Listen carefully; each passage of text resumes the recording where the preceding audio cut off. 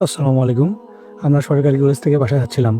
তো বাসা যাওয়ার পথে আমরা দেখতে পাই কবরস্থান। তো কবরস্থান দেখে আমি বড় ভাইকে বললাম, আমার আরিফুল ভাই, তাকে বললাম যে আমরা কবরস্থানে যাব সবাই দেখতে, মানে কবরস্থানের ভেতরের পরিবেশটা কেমন। তো আমরা কবরস্থানের ভেতরে এখন যাওয়ার প্রস্তুতি নিচ্ছি। তো আমাদের সাথে আছে হচ্ছে রেজাউল, আমার বন্ধু, আছে হচ্ছে আলামিন, আছে আরিফুল ভাই, আর ক্যামেরা আছে হচ্ছে রামিম আর জামিল।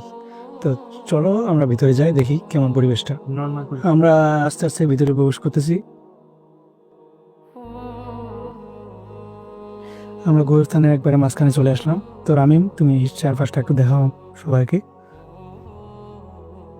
তো আপনারা লক্ষ্য করলে দেখতে পাবেন, যারা এখানে কবরে শায়িত আছে তারা কিন্তু সবাই একই বয়সের না। তারা, তাদের মধ্যে কেউ আছে বৃদ্ধ, তাদের মধ্যে কেউ আছে শিশু, তাদের মধ্যে কেউ আছে আবার যুবক, তাদের মধ্যে কেউ আছে পুরুষ, তাদের মধ্যে আছে নারী। আমরা আসলে এদেরকে দেখতে আসলাম যে তারা কিভাবে আছে এখানে। তারা যেখানে আছে চারপাশটা অন্ধকার, এবং তারা যেখানে শুয়ে আছে তাদের সাথে কিন্তু কেউ নেই, তারা একলা। তো চারপাশটা দেখেন, চারপাশটা কত জঙ্গল আর অন্ধকারে ভরা। তাদের খোঁজখবর নেওয়ার মতো এখন কেউ নাই। আচ্ছা ভাবেন তো, এত অন্ধকার জঙ্গলের ভেতর আমরা কিভাবে থাকবো? আমাদেরকে তো একদিন আসতে হবে এই কবরে। রামিম, একটু চারপাশটা ঘুরিয়ে দেখাও। আমাদের ভাবা উচিত যে আমাদেরকে একদিন কবরে আসার লাগবে। এখন আরিফুল ভাই আমাদের মাঝে কিছু। আসসালামু আলাইকুম।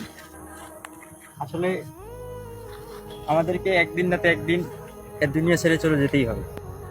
সেটা যেমন সত্য, তেমনি এমন পরিবেশে যে থাকতে হবে সেটাও সত্য। দেখেন একবারে ঘুমট পরিবেশ, কেউ কথা বলা পর্যন্ত থাকবে না, মতো থাকবে না, একেবারেই নিস্তব্ধ। আর এসব কিছু আমাদের দেখে আমাদেরকে এটা ঠিক করা উচিত যে আমাদের দুনিয়াবী জীবন নিয়ে এভাবে ব্যস্ত না থেকে পরকালীন জীবন নিয়েও একটু ভাবনা চিন্তা করা দরকার। কারণ আমাদেরকে এখানে আসতেই হবে, আজকে হোক কালকে হোক, আসতেই হবে। যেমন এটুকুই ছিল বলার। তাহলে আমরা আমাদের দুনিয়াবী জীবন নিয়ে যে ব্যস্ত আছি। এখন আমার বন্ধু নাহিদ কিছু বলবে। আসসালামু আলাইকুম। কবর হলো এমন একটি স্থান যেখানে প্রতিটি মুসলিমকে একদিন না একদিন শায়িত হতে হবে। এই দুনিয়ার জীবনে আমরা কর্মব্যস্ত থাকার কারণে আখিরাত সম্পর্কে আমরা কিন্তু ভুলে যাই। দুনিয়ার জীবনে আমরা সবসময় কর্মব্যস্ত থাকার কারণে আখিরাতকে আমরা ভুলে যাই। মাঝে মধ্যে যদি আমরা কবরস্থান পরিদর্শনে আসি তাহলে আমাদের আখিরাতের কথা মনে পড়বে। সো কবরস্থানে আসলে আমরা আখিরাতকে উপলব্ধি করতে পারবো। আসসালামু আলাইকুম। আমরা রাত্রে খেলার পরে আসলাম এই কবরস্থানে। এই কবরস্থানে দেখি অনেক আশেপাশে অনেকেই কবর। কেউ আছে বৃদ্ধ, কেউ যুবক, কেউ শিশু। আমাদের আসার সবারই সিরিয়াল আছে, কিন্তু যাওয়ার কারো সিরিয়াল নাই।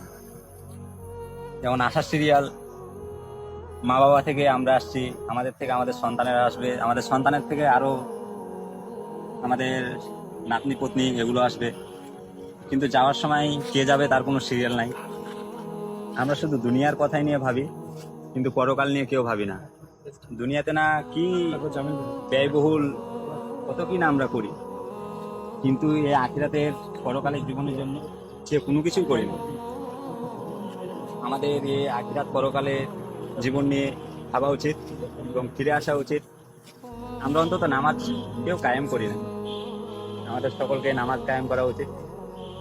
আমরা এই পৃথিবীতে কতই না ব্যয়বহুল বড় কার জীবনকে কতই না রঙিন করে রাখি, কিন্তু আখিরাত জীবন নিয়ে কেউ ভাবে না।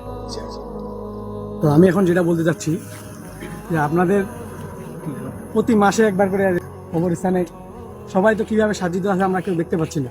আমাদের আসলে দেখা উচিত যে কবরস্থানে সবাই কীভাবে আছে। আমরা যদি এটা অনুভব করি বা দেখি, তাহলে আমরা আসলে আল্লাহর প্রতি একটা ভয় তৈরি হবে। আমরা মাঝে মাঝে আমরা আসলে অনেক সময় নামাজে গাফিলতি করে ফেলি। আমাদের এই যে ভয়টা দেখে আমাদের মানে ঠিকভাবে নামাজ কায়েম করা, সব সব দিক থেকে আমাদের ঠিক হওয়া উচিত। তাই আমরা মাঝে সাথে কবরস্থানে আসবো, আমাদেরকে দেখতে হবে কবরস্থানের পরিবেশ কেমন, কবরস্থানটা কেমন আসলে আমাদেরকে এটা দেখতে হবে।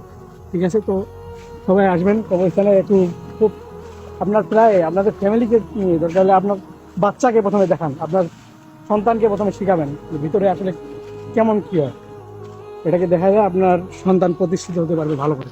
তো ঠিক আছে, আমার বক্তব্য এখানে আমি শেষ করছি। আসসালামু আলাইকুম।